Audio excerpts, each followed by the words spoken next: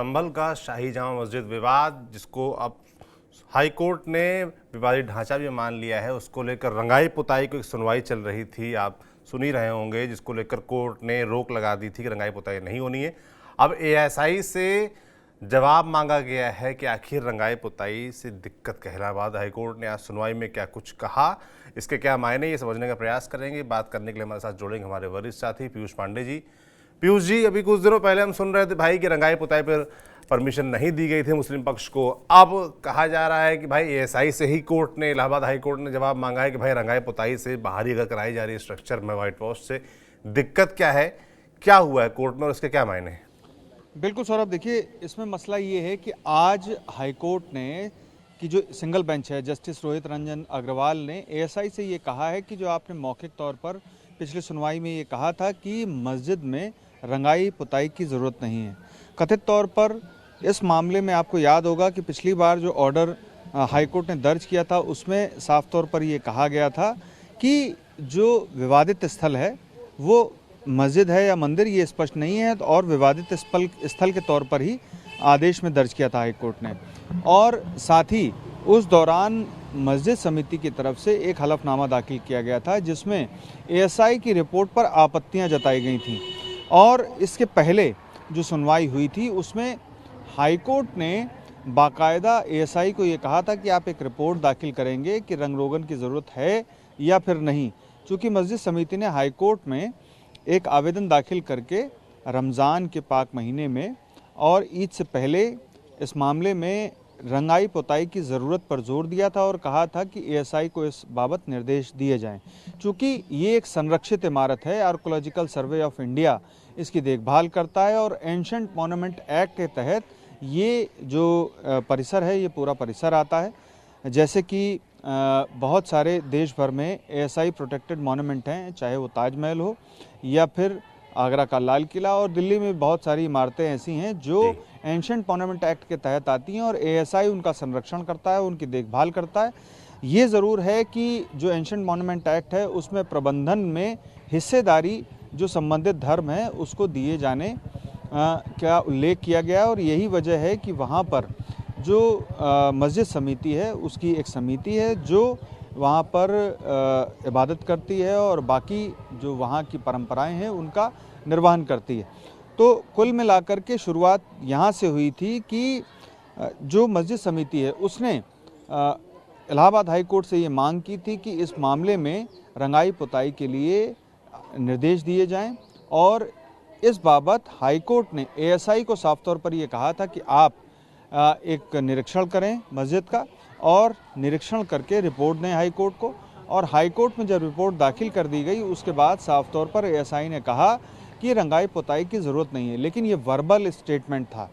और verbal statement की कोई कीमत नहीं होती है अदालत में, और अदालत उसे दर्ज तभी करती है जबकि ये स्वीकार कर लिया जाए कि हाँ जो कहा गया था ये पुख्ता तौर पर कहा जा रहा है। और यही वजह है कि आज हाईकोर्ट की जो सिंगल बेंच है जिसके जस्टिस रोहित रंजन अग्रवाल हैं, उन्होंने जो वर्बल जो आर्गूमेंट दिया गया था, जो दलीलें दी गई थी एएसआई की तरफ से, उन दलीलों को पुख्ता तरीके से लिखित तौर पर हलफनामे के तौर पर पेश करने का आदेश हाईकोर्ट ने दिया है। अब ये आदेश आखिर क्यों आया, इसके पीछे क्या परिप्रेक्ष्य हो सकता है? क्योंकि देखिए साफ तौर पर सुप्रीम कोर्ट के तमाम फैसलों में ये कहा गया है कि इंसाफ सिर्फ होना नहीं चाहिए, इंसाफ होते हुए दिखाई भी देना चाहिए। तो यहाँ पर इंसाफ को दिखाने की भी कोशिश की जा रही है। चूँकि इस मामले में एएसआई ने साफ तौर पर ये कह दिया कि रंगाई पुताई की ज़रूरत नहीं है, थोड़ी बहुत मरम्मत की ज़रूरत है और जहाँ जहाँ ज़रूरत है वहाँ हम कर देंगे, सफाई वगैरह कर देंगे। और पिछली बार सुनवाई में हाईकोर्ट ने साफ तौर पर एएसआई को निर्देश दे दिया कि जो आप उचित समझ रहे हैं वो तत्काल प्रभाव से कर दें। लेकिन मस्जिद समिति ने आपत्ति जता दी और उस आपत्ति में ये साफ तौर पर कहा कि एएसआई जो है वो दबाव में काम कर रही है। तो एएसआई किसके दबाव में काम कर रही है? जाहिर सी बात है कि तमाम अटकलें लगाई जा रही हैं कि राज्य सरकार कहीं ना कहीं दबाव बना रही है, कहीं ना कहीं अन्य तरीके से पक्षों की तरफ से दबाव बन रहा है। तो ऐसी अटकलें लगाई जा रही हैं, लेकिन दबाव का स्पष्टीकरण जो है वो मस्जिद समिति के हलफनामे में भी नहीं दिया गया। ये ज़रूर कहा गया कि एएसआई एक दबाव में काम कर रही है। तो अब ये दबाव कौन सा है उस दबाव के बाद जब आज वहाँ पर हाईकोर्ट में सुनवाई हुई तो हाईकोर्ट ने ये साफ करने के लिए कि जो आपने वर्बल स्टेटमेंट दिया था, यानी कि मौखिक तौर पर जो दलील पेश की, जो दावा किया था, उस दावे को आप हलफनामे में दें, ताकि भविष्य में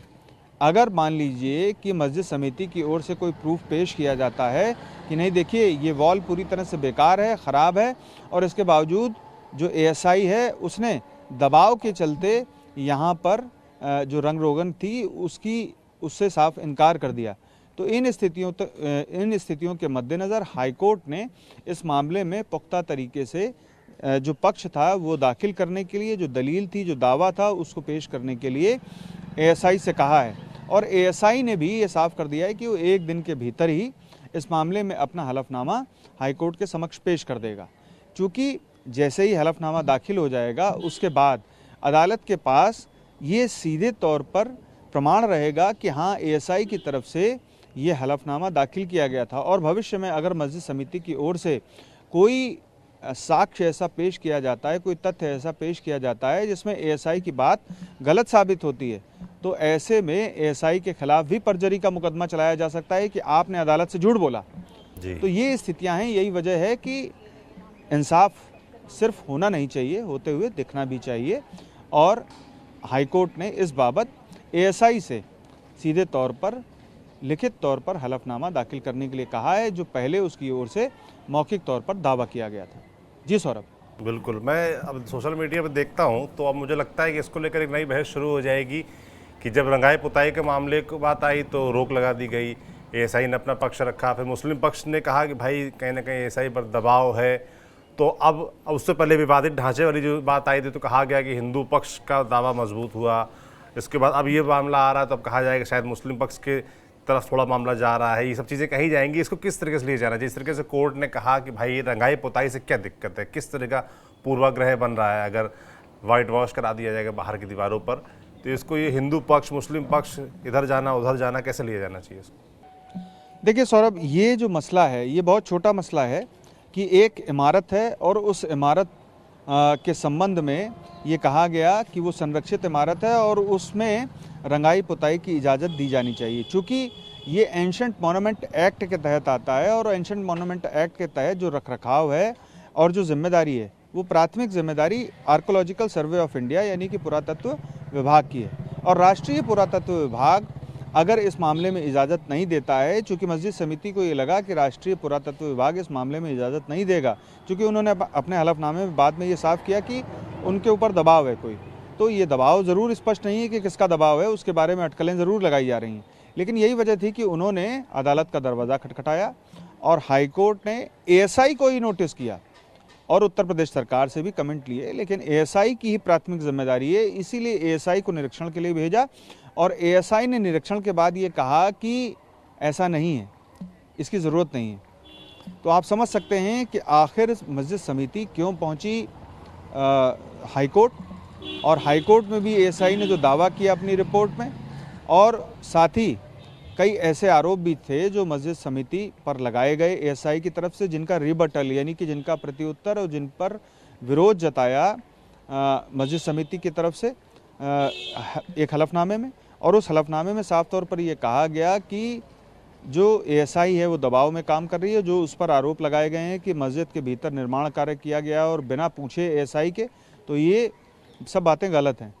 तो कुल मिला करके ये प्रत्युत्तर और उत्तर चल रहा है अभी। इसका जो निष्कर्ष है, अगर देखा जाए कि हिंदू पक्ष की ओर से जो दावा किया जा रहा है कि हरिहर मंदिर है, ये मस्जिद नहीं है, और दूसरा एक जो सवाल था कि आखिर हिंदू पक्ष ने ये क्यों कहा हाईकोर्ट में एक छोटे से मामले में जो कि रंग रोगन को लेकर के है कि इसे विवादित स्थल कहा जाना चाहिए, उसके पीछे वजह यह है कि सिविल कोर्ट में जो मामला दाखिल किया गया है और जिसके खिलाफ मामला सुप्रीम कोर्ट तक पहुंचा, और अभी जो स्थितियां हैं वो स्पष्ट नहीं है, चूँकि सिविल कोर्ट में कोई इसे जामा मस्जिद कह रहा है, कोई जूनी मस्जिद कह रहा है, कोई हरिहर मंदिर कह रहा है, तो आखिर ये है क्या, आखिर इसको क्या कहा जाना चाहिए, इसका विवाद अभी स्पष्ट नहीं है। तो यही वजह है कि वहाँ पर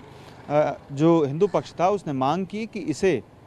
अभी विवादित स्थल लिखा जाए, और हाईकोर्ट ने अपने आदेश में विवादित स्थल लिखवाया, और भविष्य में भी हाईकोर्ट ऐसे विवादित स्थल तब तक लिखवाता रहेगा जब तक कि ये स्थितियां स्पष्ट नहीं हो जाती। भले ही लोअर कोर्ट स्पष्ट कर दे, यानी सिविल कोर्ट स्पष्ट कर दे, या फिर हाई कोर्ट स्पष्ट करे, या फिर सुप्रीम कोर्ट में आकर के स्पष्ट हो, क्योंकि ये बहुत ही लंबी कानूनी लड़ाई है। जी। और आप समझ सकते हैं कि जब राम जन्मभूमि वाला मामला चल रहा था तब भी विवादित स्थल ही लिखा जाता था। तो ये वो वजह थी। यहाँ पर जो रंगरोगन वाला विषय है उसमें दो बातें सामने हैं कि मस्जिद समिति को ये लगता था कि एएसआई उसे इजाज़त नहीं देगी, इसीलिए वो हाईकोर्ट पहुंची। हाईकोर्ट ने एएसआई को निरीक्षण करने के लिए कहा और फिर एएसआई ने ही हाईकोर्ट में ये कहा कि रंगरोगन की ज़रूरत नहीं है, थोड़ी बहुत मरम्मत की ज़रूरत है, वो हम कर देंगे। और पिछली सुनवाई में हाईकोर्ट ने जो एएसआई ने कहा था वो पूरा करने के लिए तो कहा ही। और अब आज जो हेयरिंग हुई उसमें एएसआई को इसलिए कहा गया कि आप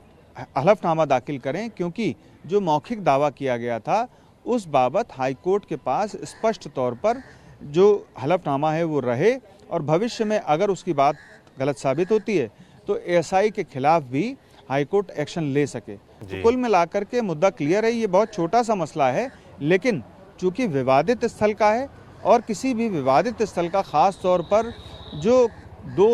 धार्मिक संप्रदायों से जुड़े हुए, दो संप्रदायों से जुड़ा हुआ मामला है, तो इस स्थिति में ये विवाद जो है काफ़ी बड़ा दिखाई देता है और जो मुख्य मामला है वो उससे अलग है।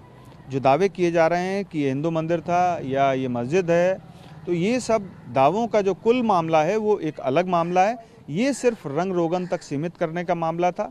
और इसमें एएसआई की भूमिका और मस्जिद समिति की भूमिका और हिंदू पक्ष की भूमिका बहुत ही सीमित थी। लेकिन अब एएसआई से ये